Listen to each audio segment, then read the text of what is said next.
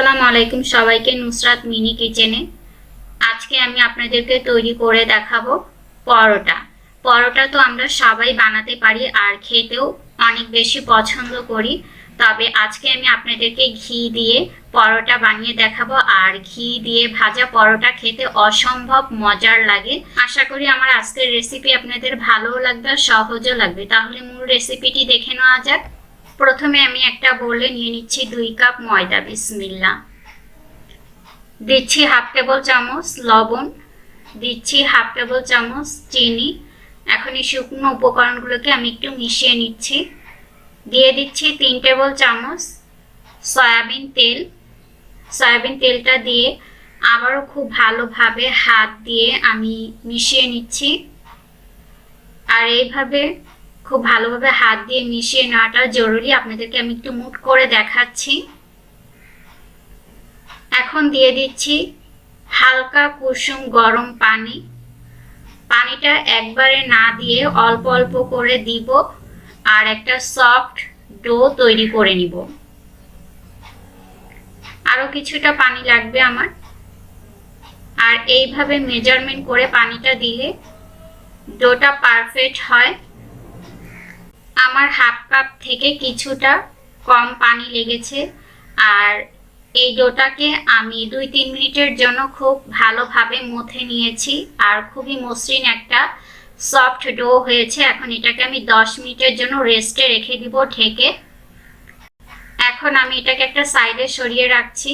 10 minute পরে আমি ডোটা দেখাচ্ছি অনেক বেশি সফট হয়েছে। এখন আরো কিছুক্ষণ আমি মথে নিচ্ছি।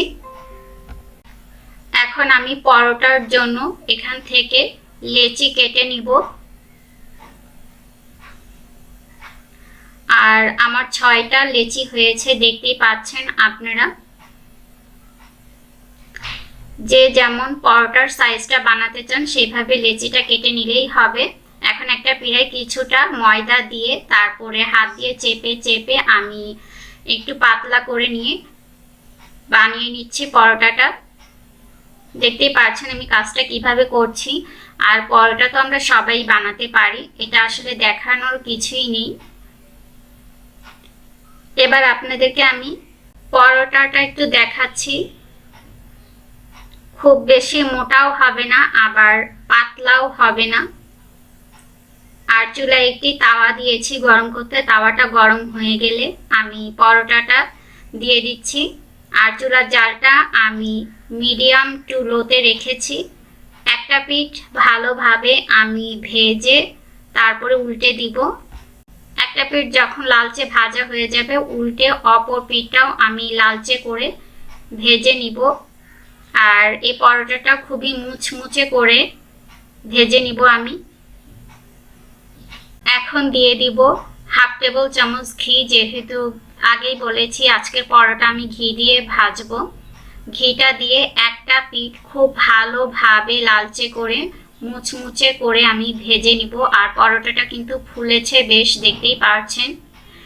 আবারও উল্টে আমি আবারও ঘি দিয়ে দিচ্ছি। ঘিটা দিয়ে আবারও আমি খুব ভালোভাবে উল্টে পাল্টে ভেজে নিব। পরোটাটা আমার ভাজা হয়ে গিয়েছে। এইভাবে মুচমুচে করে আমি বাকি পরোটাগুলিও ভেজে নিব। এখন আবারও ঘি দিয়ে আমি পরোটা ভেজে নিচ্ছি। আর এরই মাঝে সবগুলি পরোটা আমার ভাজা হয়ে গিয়েছে, দেখতেই পাচ্ছেন।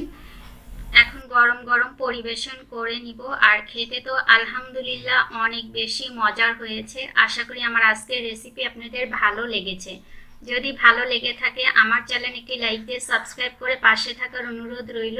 আর যারা ফেসবুক পেজ থেকে দেখছেন একটি লাইক দিয়ে অবশ্যই ফলো করে রাখবেন। আজকের মতো এখানে বিদায় নিচ্ছি। সবাই অনেক বেশি ভালো থাকবেন, সুস্থ থাকবেন। সবাই সবার জন্য দোয়া করবেন। আল্লাহ হাফেজ।